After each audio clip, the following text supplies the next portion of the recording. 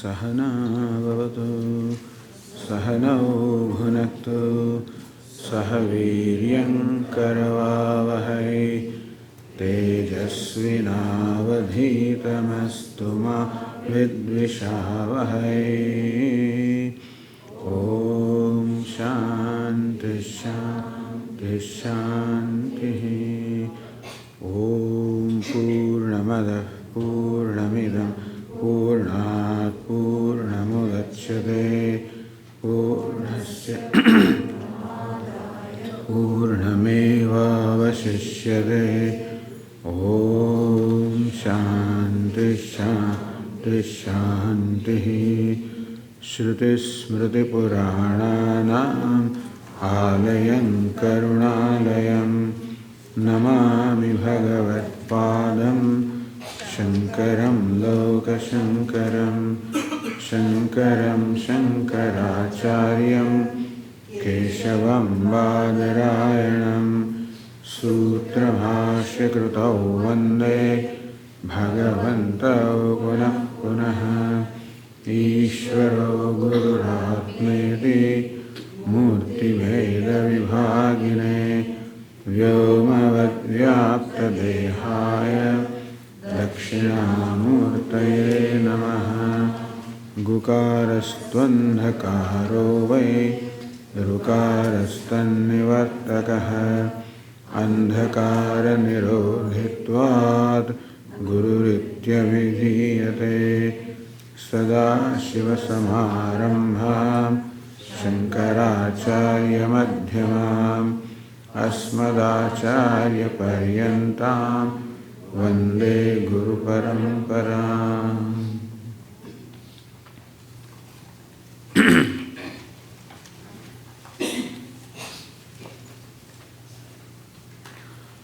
Last evening we were talking about who am I, what's the true nature of myself, and we pointed out that everything in the creation, including ourselves, is a union of two aspects, the inherent and the incidental. What is Satya and Mithya. Like an actor also, like a beggar, is a combination of actor as well as the costume. The actor being Satya, the costume being Mithya. Thus in ourselves also there are two aspects, Satya and Mithya. Satya means inherent, that which does not change, which ever remains the same. Mithya means incidental, which is subject to changing. In me, thus, there are these two aspects, the changing as well as the unchanging. And so, what should be my true nature? That which does not change is my true nature. As anything else, as the nature of anything else, that does not change. Like an ornament, the name and form keep on changing, the gold does not change. Therefore, gold is the true nature of ornament. In case of a pot like this, again the form and the name are subject to change. This pot can break, in which case it will have a different name and form, whereas the fact that it is clay never changes. So what is it about me that does not change? This is what we discussed. Just as in all the different roles that an actor takes, actor is a changeless also.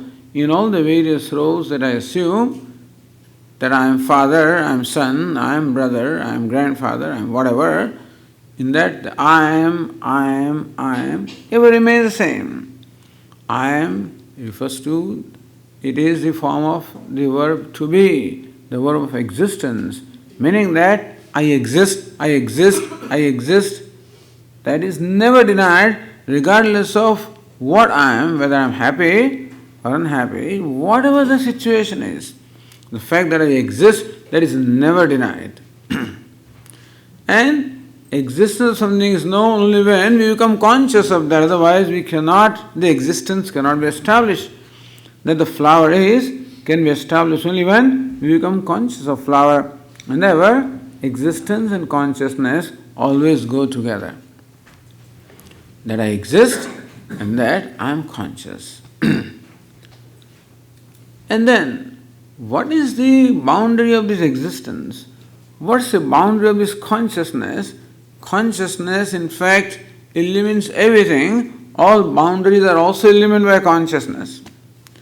Existence is that which imparts isness to everything, including all the boundaries also. Therefore, existence and consciousness, which in fact impart existence and the fact of revelation to everything, shows that they themselves have no boundary at all. Existence has no boundary. Awareness or consciousness has no boundary. And that boundlessness alone is called ananda or happiness. The true happiness is when I become boundless, a moment when I become free from every form of bondage. They being only mithya, the bondage about me also is incidental, therefore it can drop. See, what is incidental can go away, the inherent can never go away. Therefore, even in one moment of happiness, that I forget everything. I forget all my complexes, my limitations, my fears, anxieties, problems. At least for a moment, all of them have dropped. That they drop even for a moment shows that they cannot be inherent, otherwise they will never drop. What is inherent can never be denied, can never be negated. And so, that everything about me can be negated. Every sense of limitation drops off. There are moments. Maybe, far and few in between, but there are. That's the reason why people stone themselves to get those moments, to command those moments. Because when the mind is working, mind is always full of complexes and self non-acceptance. Therefore, to stone that mind so that you become free, that's another way. It's not the right way, but that's the way that people employ. Not knowing, helplessly they employ, because you don't know what to do. As I said, confronting myself itself is a big problem. And how to avoid myself? When I cannot avoid myself, I stone my mind. This is how. But this is what I'm saying is, this is what human being basically wants. What he wants is freedom from every kind of limitation. That love for freedom alone shows that freedom must be my nature.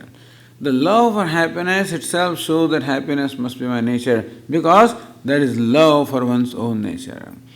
Everything is comfortable with its nature. Fire is comfortable being hot, and sun is comfortable being bright. Poison is comfortable being poison. No discomfort. Water, whose nature is coolness, is uncomfortable when it gets heated. That's the reason why hot water wants to give up its heat, because it's uncomfortable. So also whenever we feel a sense of limitation, we become uncomfortable because that is unnatural about us, and that's the reason why there is constantly an impulse and struggle to get rid of that limitation. Thus, when we look at our own desires, it becomes very evident that limitedness cannot be my nature, because if limitedness was my nature, I would have been comfortable being limited. Everything is comfortable with its nature. Discomfort shows that I am somehow deviated from my nature. And so, that ananda now and then is experienced because all these sense of limitation is unnatural. Therefore, it is subject to going away. I do not know how to do. That's the reason why I resort to various means, such as objects of pleasure, and sometimes I am successful.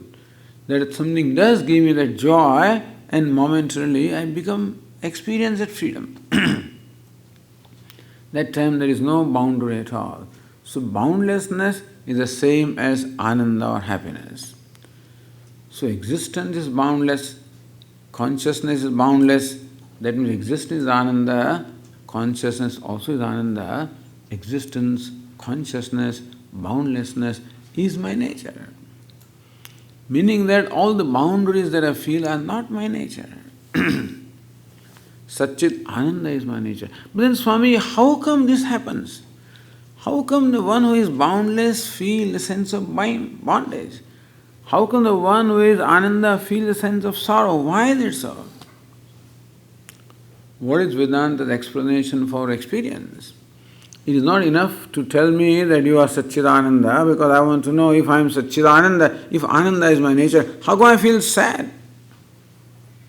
How can sadness be in Ananda? So, Vedanta explains this way, that there is something called ignorance. There is something called ignorance. And what does this ignorance do? This ignorance does two things. One, it conceals the true nature of a given thing, and two, it creates in that place something which is not there. Ignorance has this twofold nature. In Vedanta it is called avarana and viksheva, veiling and projection. To explain this ignorance, the Vedantins give this standard example of rope snake. Rope, what is there is a piece of rope. But because of some difficulties such as the inadequate light, I see a snake where in fact there is a rope. Now snake is a projection, there is no real snake there. It is a projection of my mind, but as far as I am concerned, I do not know that what I see is not right, so I take for granted that this is a snake. This is called the ignorance of the rope. What does it do? Number one, it veils from my perception the true nature of that object which is rope. And secondly, it creates there a perception or projection of a snake which is not there. So veiling what is there and creating an appearance of what is not there, this is what ignorance does. This is the nature of ignorance that we are talking about. Usually ignorance is understood as absence of knowledge. That I do not know something, that is called ignorance usually. But in this case, ignorance is not only I do not know, but I know it differently. I know it wrongly. Thus ignorance creates wrong knowledge, a wrong perception. And something like that is happening about our own self. Example of rope snake can be applied to our own self. I am born ignorant of myself. That everybody knows, that we are born totally ignorant. When we are born, we do not know anything. We do not know anything about ourselves, nor do we know anything about the world. And as we grow, slowly and slowly, the ignorance shades off and we get information and knowledge. But yesterday we said that we are a self-conscious being, number one. Number two, we have an intellect whose nature it is to judge or have an opinion. We are conscious of ourselves and a constant projection is going on upon our own self because of ignorance. Just as there is the projection of snake upon the rope, so also there is projection upon our own self. Number one, I do not know the true nature of myself, and number two, I take myself to be quite contrary to what I am. I do not know that Satchit Ananda or limitlessness is my nature. And number two, I take myself to be not Ananda but Dukhi. Not limitless but limited. Not free but bound. Not adequate but inadequate. This is how I take myself to be. Why is it so? This is what it is. This is the reality of our life. We should not call it reality, but this is the habit in our picture in our life. That we, each one of us is born ignorant. On account of ignorance, we have a wrong perception about ourselves. That our perception about ourselves is wrong is quite clear from the discussion that we've been having since yesterday. That to take myself to a limited being is not the right perception about myself, because that perception is not consistent. If limitedness was my nature, then I should always feel limited. But there are moments when I become free from sense of limitation. And particularly in the state of deep sleep, I become totally free from a sense of limitation. That's the reason why in deep sleep state there is no samsara, there are no problems.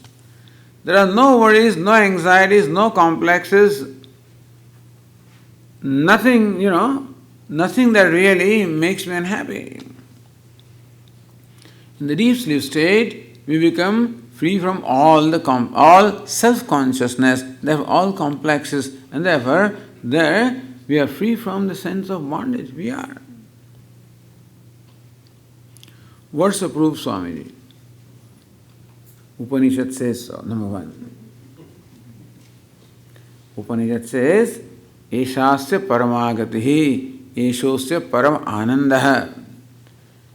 Talking about the state of deep sleep, the experience of deep sleep state, Upanishad says, this is the ultimate goal, this is the ultimate ananda. And also, when a person wakes up well rested from sleep, we don't always wake up that way, so we don't always say this. But when a person wakes up well rested from sleep, then he says, I slept well. So, thus we have a sense of wellness after the experience of deep sleep state. We feel good, at least for a few moments before the samsara takes over our mind. Until then, we feel good. So that is why sometimes Vedanta teachers recommend that be aware of that moment when you're just waking up from the state of deep sleep, when you're just waking up. When you're still not aware of the world around you and therefore all the problems are not yet taken over the mind. That is a very important moment. When just awareful but not aware of your sense of individuality. That's the moment that you can remind yourself that look, this is my nature. Because I am well rested, happy I am, and conscious I am, consciousness, happiness is my nature. Just as we are transiting from the deep sleep state to the waking state, in the first moments we have this experience. The reason why I am pointing out all this is just to show how it makes sense that happiness or freedom must be my nature. Also, as we said, we have a natural love for happiness. We have a natural love for freedom. And therefore, we never console a person when he is happy. A condolence message, I am sorry to hear that you are successful in your examination. We never say that. We take it for granted that this is the right thing to happen. When it happens to us or happens to anybody else, we know that this is the right thing to happen. Happiness should be there, it is accepted. Unhappiness is something to grieve for. And so we condone somebody when somebody is unhappy. All of us intrinsically know that unhappiness is not natural. We intrinsically know that happiness is natural. That is the reason why, we are happy being happy, never happy being unhappy. All of these point out also, as we said yesterday, what is the desire behind all the desires is just to be happy. There is one simple desire, to be the pleased self. That is the only desire I have. All of these things show that happiness must be my nature. Freedom must be my nature. Because I love freedom. I love happiness. There's a verse which says, Ahamasmi sadabhami kadachinnaham apriyah. I'm always conscious. I never dislike myself. Another indicator of why Ananda must be my nature is, I always love myself. We said yesterday that the love I have for others is for the sake of the pleased self, meaning that the love I have for others is always conditional love. As long as they satisfy my conditions, so long they remain the object of my love. As long as they create comfort in me, as long as they do not make me uncomfortable, so long I love them. Moment a person or something makes me uncomfortable, my love disappears. You start, as Swamiji says, these people, two persons were friends for 5 years, Very amazing, way of expressing Swamiji has, And then they get married. And then they fight like hell. He says, it is like the game of tennis. You begin with love and then you fight like hell, So, anyway, there of course love is zero, whatever. But then, why is it so? That when the persons were friends, at that time I think they were very conscious and cautious also in making sure that what I do is politically right, That the other person sees me, perceives me as an acceptable and good person. Because they're friends, still don't, if you live together then it's a different matter, but otherwise just friends. Once you start living together, then those boundaries cannot remain forever. You can't maintain boundaries for 24 hours a day. You generally have a facade. And so you have a certain mask which you wear before the world. So the world hardly knows you what you are. This is called Maya. Nobody ever comes clean. Nobody ever comes clean. As a matter of fact, it would be great wonder, even between husband and wife, which is the most intimate relationship, if they really come clean with each other. One Mahatma says that if you really are honest and totally transparent with each other, you are Narayana, It's tough. But anyway, still you cannot maintain your mask 24 hours a day. So there are times when the mask is given up. When the real I shows up to the other person, then the other person finds out what this person is. And vice versa.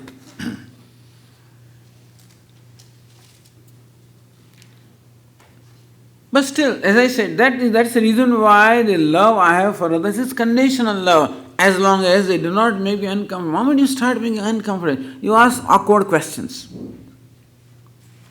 Things that I don't want to answer. Things that I don't want to reveal. Things that I don't want to think about. I want to put something in the past. Some people keep on reminding, I don't like that. So I don't like when somebody makes me uncomfortable. I want to be comfortable with myself. I want to love myself. When you come in the way of that love affair, then I don't like it. On the other hand, when you make it convenient for me to be comfortable with myself, I like you also because I like the comfortable self. And if you are conducive for me to remain comfortable with myself, then I like you. So as long as you praise me, you honor me, you make me feel good about myself, so long you remain the object of love. Moment you cease to do that, or start making me feel bad about myself by reminding, Swamiji, what happened to you when you were in third standard? What happened when you were in there? Things like that, Somehow they find all kinds of information about the Swami from various sources. It's a public life. I don't make it public, but they find out. And then they, I don't like certain things. I don't like certain things about myself. That's the reason why I'm always avoiding them. And when people are uncanny knack of always bringing that up, and that makes me uncomfortable. I don't like that person. Get away. Get lost. So how long do I like somebody? How long do I love? As long as they create in me a comfortable self. Sometimes people don't mean to create an uncomfortable self, but they inadvertently wind up pushing some buttons. They don't know. Sometimes you don't know. And you see the reaction and you get, what happened? As I said yesterday, in those old days factories, one motor and the whole factory, you see just one button and everything starts and you say, what happened? So also with somebody you push one button and so many things start, which you are just totally surprised. Sometimes people don't mean that and still they wind up doing it. Therefore, my love for myself is unconditional. As our Swami says, look at this person. When he wakes up and goes to the bathroom, the first thing is he looks at his face. Brushing also looks at his face. Shaving, everything he looks at his face.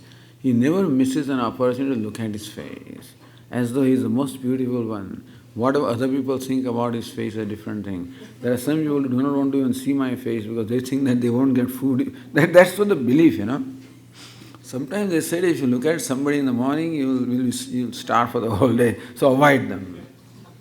So maybe some people are avoiding, but I don't avoid myself. And so before bath, after bath, before this, that, all the time, looking at myself. That shows what love I have. In every shining surface, whether it's a curved surface, I don't miss the opportunity looking at myself, even though my face may look very distorted, still.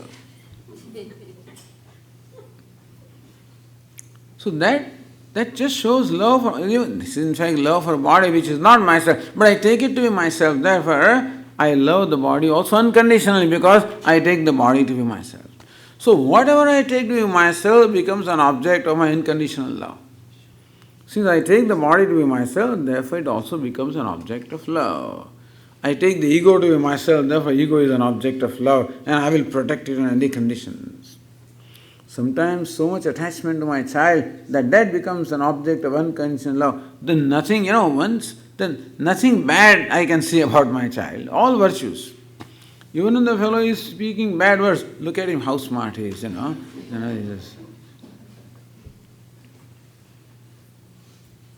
The self is always the object of unconditional love. And we love only happiness. We never love unhappiness. And therefore, happiness and love always go together. So that also shows that happiness or ananda must be my nature because I love myself unconditionally. Ananda is my nature. That means freedom is my nature. Ananda means limitlessness. Yo vai bhuma tat sukham nalpe sukham asti. The famous statement of Chandogya Upanishad which says that which is abundant, which is limitless alone is happiness. There cannot be happiness in anything that is limited. If happiness is my nature, limitlessness also is my nature. This is my nature. But I find that my perception of myself is quite contrary to my nature. And so Vedanta gives us this prakriya called ignorance. With the rope snake example of how ignorance has these two aspects. One, to conceal the true nature of a thing. And number two, to create there an appearance of something which is quite contrary to what is. Because the rope is innocent. There will be no fear from rope, but the snake creates fear in me. And so Atma is innocent. The self is innocent. It is of nature of Ananda. I would always be comfortable with itself, but the way I see it today is like seeing a snake, really. As I avoid a snake, I avoid myself, really. I run away from snake, I am running away from myself also because of my false perception of myself. We were discussing yesterday how most of our activities are nothing but self-escape, distraction. These are all escape distractions from my own self. I am running away from myself like I run away from a snake. In reality, the self is the most lovable thing. But then I know it contrary to what it is. We should know this is a very important thing. That our perception about ourselves is a distorted perception. And that's the reason why our perception about the world also is going to be distorted because I look at the world also from my distorted angle, distorted standpoint, and therefore I'm going to project upon the world also. Just as I project upon me a sense of inadequacy, a sense of limitation, bondage, unhappiness, all of these are projection upon me, just as upon the rope there is projection of the snake. And just as the snake is unreal, it's not there, it's mithya. It's not there but appears to be there, so also all these perceptions about myself, that I am inadequate, this is mithya, is just an appearance, has no reality at all. This is the most important teaching of Vedanta, which says that you are not what you take yourself to be. And as we said yesterday, the only thing that makes me unhappy is my perception that I am an inadequate self. That's the cause of my unhappiness. You wind up making me unhappy whenever you make me feel inadequate, that's all. That's what happens. People make you feel inadequate. Why I'm making you feel guilty? So what did you do when this happened to you? No. And remind you of your failures, remind you of what you could not do, remind you of your, inadequacies. You could not send me even to a good university, you could not do this, that. Children come back and say this, Mom, what did you do when I was growing up? Because his therapist has told him that your mom did not do this and your mom did this and that's why you are what you are. So this thing, then the mother feels so guilty and so inadequate. That's why, thus I said, anybody who makes me feel inadequate, I become uncomfortable. I do not like that situation, so I don't like that person also. I avoid going to some places. I avoid going to some families, I avoid going to some events. I know so this person is going to come, I don't want to go there. Some people do not go to parties, do not go to events because some people are going to come there. And so I better not go there. I know what that person is going to do to me. They need not do anything, the very sight is enough. Sometimes people don't do anything to us, but then we think that they are doing something, and so very sight is enough. Even very thought is enough sometimes. Just sitting with yourself, you get angry when you think of a certain person. All of this is product of ignorance. One great comforting thing is what?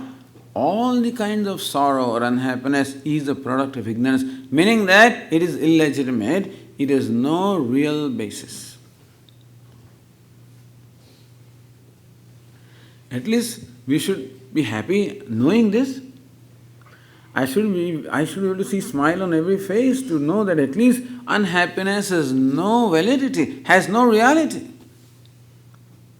Ashochan anvashojastvam. This is the first statement Lord Krishna made to Arjuna, that hey Arjuna, there is no reason why you should be grieving. There is no reason for grief in the life. Swami, you don't know what my health is. Even nothing can be the cause of grief really. What about loss of job? Swami, the stock market? What happened to all our savings? What happened to 401k? And this, all our pension funds, everything is... Look at California, what is happening there, all the bankrupt. States are becoming bankrupt. So instead of paying money, they are paying IOU, When will they pay money, God only knows, but anyway. So it's an amazing situation. You mean, should this not make me, is it not valid reason for becoming unhappy? According to Vedantins, there is no reason whatever.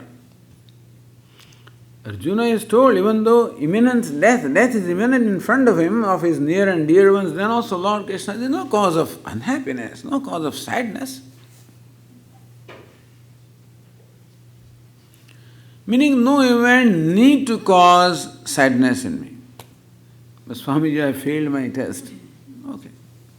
I did not get admission here. I did not, I am not successful. Whatever it is.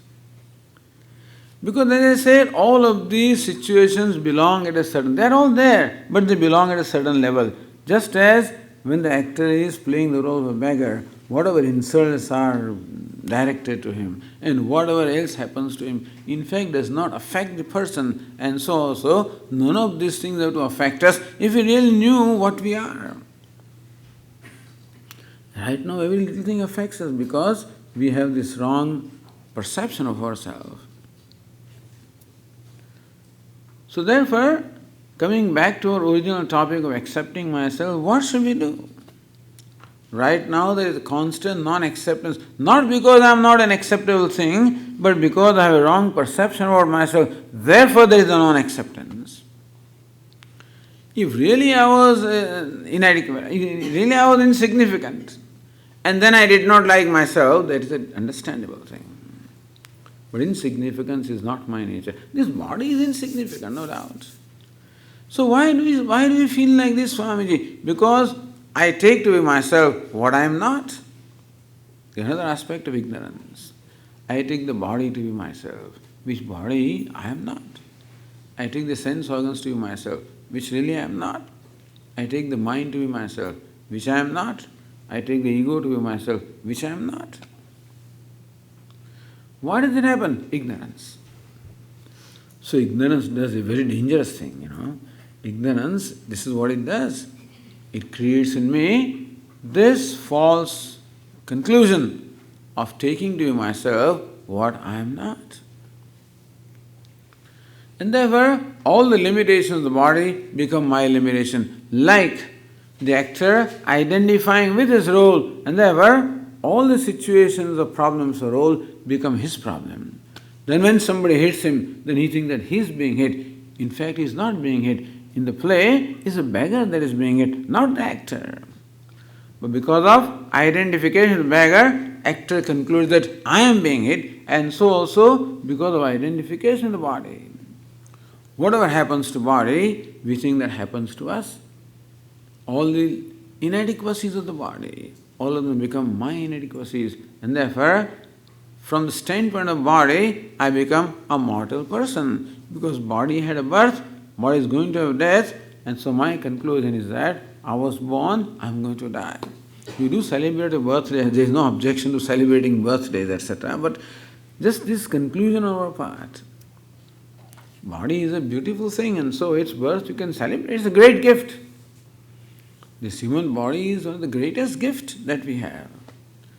And therefore, if you celebrate the birth, it's understandable. Do celebrate. It's not birth of Atma. It is the birth of the body, which also is worth celebrating. But the self doesn't have birth, self doesn't have death, self has no growth, no old age. Worse than death is old age. We hate that old age. The grey hair I don't like. Sometimes I'm losing height. I don't like that. All kinds of aches and pains, nobody likes that. But this is because of ignorance that I take the body to be myself. Therefore, all the inadequacies of the body become my inadequacies. And I take the mind to be myself. Its inadequacies also become, when I cannot remember, I feel so frustrated. It is the limitation which is in my mind. That the memory is slowly failing, Swamiji. That's okay. But where is it failing? In the mind. What do I say? I am failing. This is called superimposition or identification of what is happening in one place, imposing upon another place. Like while watching a movie, you get so absorbed in watching the movie that what happens in movie starts happening to me. And I start crying and I start laughing, although nothing to do with what's happening there. I'm just a spectator. But my favorite hero is crying because his wife has left him and he's crying and singing, and so I also start crying. Nothing to do with that. This fellow is not even married, but then he is crying because his wife has left. Where's the question?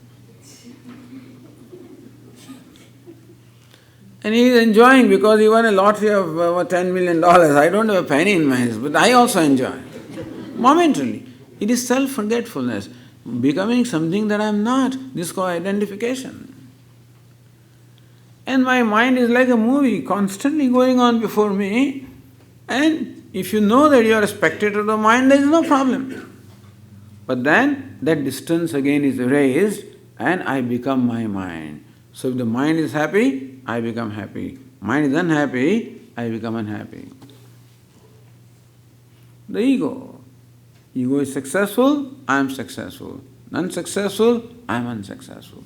Thus, how all the various limitations of This body, mind, sense complex are superimposed upon the self and we are suffering. If all of this was nice, if you enjoyed, then it's okay. If you enjoyed the fact that there is Swamiji, I did not succeed. If you could enjoy that fact, no problem. I cannot enjoy it. Swamiji, this person insulted me. Can you enjoy that? If you can, then you are fine. Then you are a free person. I can't enjoy that. Meaning that this superimposition, the resulting complex is arising from them, all of them is a source of great deal of unhappiness to me. So this is where we are. All of this causes self-non-acceptance. I cannot accept an inadequate self. But identification with the body, mind, sense complex is going to create sense of inadequacy because this body is inadequate, mind also inadequate, intellect also inadequate. All of these are beautiful but inadequate.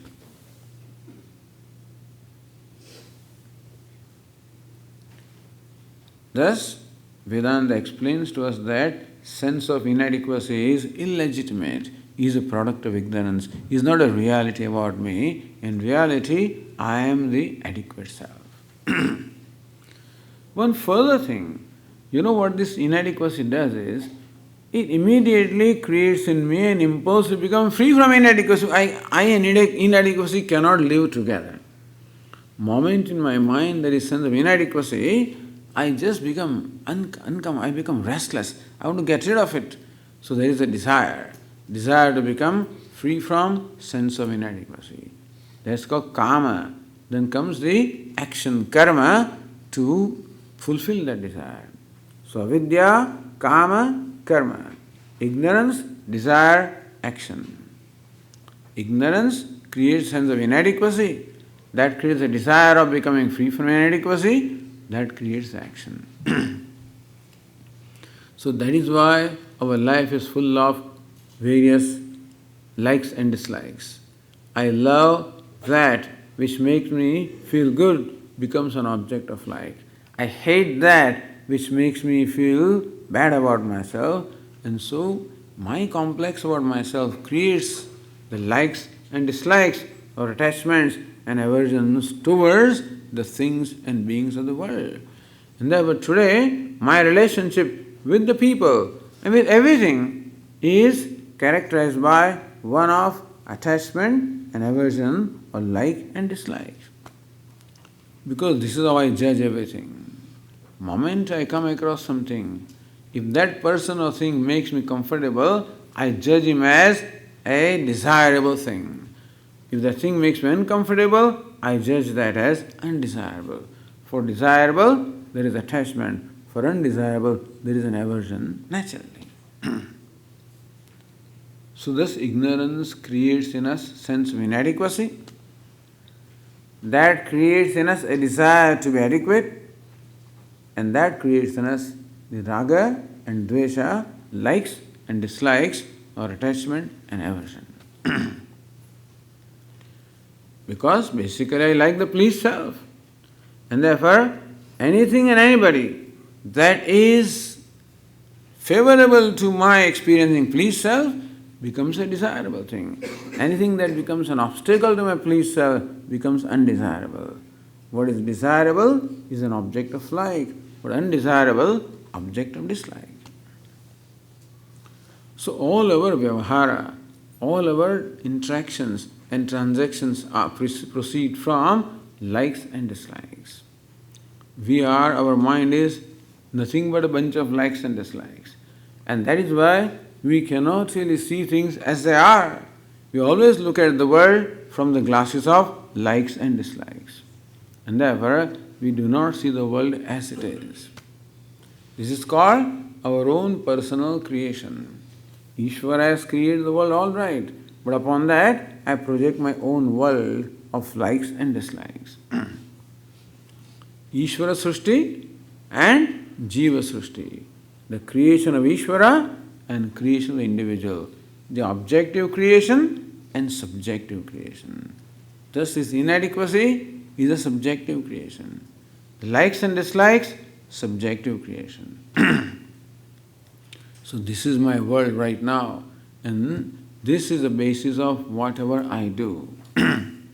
Unfortunately, since the basic assumption about myself is wrong, whatever I do does not become right, and therefore the problems becomes compounded rather than the problem is never solved, meaning that whatever I do never creates in me any sustained sense of adequacy. My likes and dislikes keep on increasing and not decreasing. And these likes and dislikes further give impulses like anger and greed, and thus my mind becomes full of these impulses. And this is an unhappy person. This is a result of self-non-acceptance, which is in turn a result of judging myself as inadequate, which in turn is a result of identification, which in turn is a result of ignorance. So this is the Vedantic model or of explanation of why we feel the way we feel. That also we should understand. If the reality about myself is Satchidananda, then how come I am like this? So this is how Vedanta explains how come we are what we are. This explanation is important and necessary. Even, as I said, this itself can become an object of meditation. You can in the morning meditate and see how this is going on in my life. Just see this drama. That how I perceive myself to be an inadequate self, how behind every desire there is a desire to be adequate, how that creates in me how I like certain person because they are a source of comfort, how I dislike some other persons because they are a source of discomfort, and how my all vyavahara is ultimately proceeding from these likes and dislikes. At least we can sometimes sit and watch this game in our life. How this drama is going on, just watch it. The solution will come. But even seeing this, what is happening, this itself is half the solution. So knowing this, knowing how all my vyavahara comes from likes and dislikes, how likes and dislikes come from this perception, seeing this fact also is very comforting.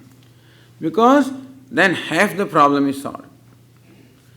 Then at least I will not give reality to these likes and dislikes, I will not give reality to my anger or impulses, I will not give reality to this. Then I will have the motivation to become free from this. Because I realize that all this is bondage created from ignorance, and so my life should become a process of gaining freedom from this. There is no other bondage except for what is within myself. Even though we may feel that the world binds me and controls me, but then the world cannot do that unless I cooperate with it. Nobody can control me unless I cooperate with them. Our Swami used to tell us a story of, I think it was 1976 or something like that. In India, there was this movement against cow slaughter. I think Shankaracharya of Kanchi and others initiated a movement, and there were demonstrations in New Delhi against this slaughter of cows. And they recruited many sadhus, because this was a demonstration about of religious people. Therefore, there are many sadhus, sannyasis in Rishikesh and Haridwar, many of them. We are one of them also, but there are many. So many of the hundreds of sadhus, in fact, were recruited, many invited to participate in this demonstration. What did the police do? Police rounded up all of them and put them in prison. After a few days, they were all released. They went back to Rishikesh. Then some of them came to our Swamiji. Swamiji, what happened? How did you find it? Swamiji is very good. You should also come with us. Because there was another call for next stage of demonstration. So all these people were called again. So they tell Swamiji, Swamiji, it's nice. Come with us. So what is nice? The Swami, you see, they all put us in prison. That was comfortable. See, here at least you have to go to the Nakshetra to get your food. There the food came to you. Food also was good. It was comfortable. So we had all the time, nothing to do. So we took our Gita with us, so we could read the Gita whole day. What else do you want? What I am saying is that just because you put a person in prison does not mean that you bind him. It is simply the attitude, the state of mind, is it not so? It is not necessary that any given situation has to create in me unhappiness, unless I cooperate with that situation, that's all. How do I cooperate? By my likes and dislikes. I cooperate with them and I brand them desirable, undesirable. Desirable, I want to hold on to that. Undesirable, I want to get rid of it. You want to hold on to something that wants to go away from you. Sometimes you take a child and you love that child and so you hug it. And that one fellow wants to wiggle out of you, So similarly also, all desirable situations, you hug them and they want to wiggle out, that there is a struggle. Undesirable situation, you don't want, and they come to you. So when you visit somebody's home, they have these pet dogs and things like that, and when you go, the dog comes to you only and starts licking, you don't like that. It depends on your own samskara. If you are brought up with dog, etc., along, no problem, But then if you are not, then it's a little inconvenient. And so, but then the dog perhaps knows that this person does not like me. And so right away it comes and goes around you, and particularly when you are eating on your dinner on the dining table, it's under your feet. You see, our samskara that you should not touch the dog even. But then this is what happens, they start licking you and things like that. Thank God, as far as the owner of the house is concerned, dog sits right with them and sometimes eats from that plate also. That they don't mind, I guess, But sometimes what you do not want comes to you, and what you want gets away from you. Thus life, both of these causes struggle. Raga and Dvesha, both of them cause struggle. Raga means attachment. What attached to? You always want to hug, you always want to hold on to it, and that wants to go away. And what you dislike, you want to avoid, it comes to you. So this Raga and Dvesha, both of them are causes of struggle and unhappiness. Just look at the life and see whether this makes sense or not. It will be interesting to spend 10-15 minutes a day and look at our vyavahara and what we are doing for the whole day, and how, whether raga, dveshas, did they play any part in my behavior, in my interaction with the people or not. See this. Even if you don't give them, at least see this fact. See how my perception alone controls everything, and that I have no basis for the perception I'm entertaining. This is all ignorance. Our life is full of ignorance. It is also called Maya. Lord Krishna says, Devi Khesha Gunamayi Mama Maya Dvaratyaya. Lord Krishna says, my Maya is extremely difficult to cross because it creates an appearance of what is not there. On one hand, it creates an appearance of inadequacy where there is adequacy. It creates an appearance of happiness where it is not. And so this person who takes himself to be unhappy automatically projects happiness in the objects of the world and chases them. That is why our mind is already at the conclusion that what I want is out there, whereas what I want is right myself. This is the basic thing. Vedanta says that you are what you are trying to be. You are what you are seeking to be. And that's why anytime I run towards objects and things in the world, it is nothing but denying myself, in fact, rejecting myself. I could not be pursuing happiness or satisfaction of something unless I deny myself, I reject myself, I insult myself. So that's why Upanishad says that a violence is going against my own self, I am violating myself all the time. So whenever, because I devalue myself, in order for me to value something, I must first devalue myself. Whenever, for example, I tell a lie in order to get some advantage, I have devalued myself and I valued that thing more than me. Thus, what we are constantly doing is giving undue value to things. The things have their own value, but we impose much more undue value to them and we devalue ourselves. This is the process going on in our life. We have to reverse this process. In order to be happy, in order to be successful, what is necessary is self-acceptance. Right now the life is based on self-non-acceptance. We have to completely reverse that process. And our life should become a process of self-acceptance. It will not come right away. It is a process. It requires what we call a spiritual growth or an emotional growth. An inner growth or self-growth has to be accomplished in order for this to happen. There is no miracle. Swami, don't you have some kind of a, some mantra, something? Don't you keep a peacock feather with you so that you can touch, the head of the people with that and something happens? You see, everything should take its own natural time. A mango fruit becomes delicious only when it ripens, when you give adequate time for the fruit to ripen. First of all, you should create conditions. You can't keep it in refrigerator and hope it ripen, So right conditions must be there. And so, somebody gives a mango, you put in refrigerator. Here, what happens in America? You bring fruits from the shop and then put them in refrigerator. So they remain what they are. They never get ripened. So for the fruit to get ripened, we must provide right conditions.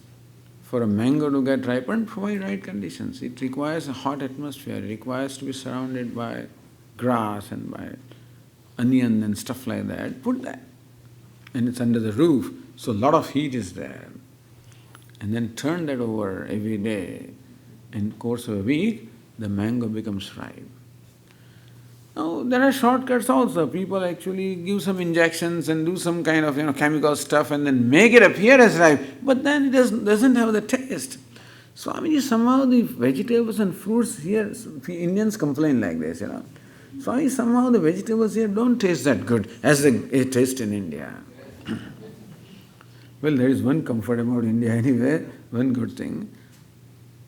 Perhaps because the ripening process is unnatural, who knows? Our mind also has to get ripe, like the mango fruit. Allow it enough time. Not only enough time, but create right conditions for it to ripen. Don't put it in refrigerator. Don't put it, in a wrong place. In a right way, if you allow the mind to grow, it will grow into a very beautiful ripe fruit, like mango, which is sweet, which is delicious, which is fragrant, which is beautiful in color. When the mango is raw, it is hard, it is green, it is sour.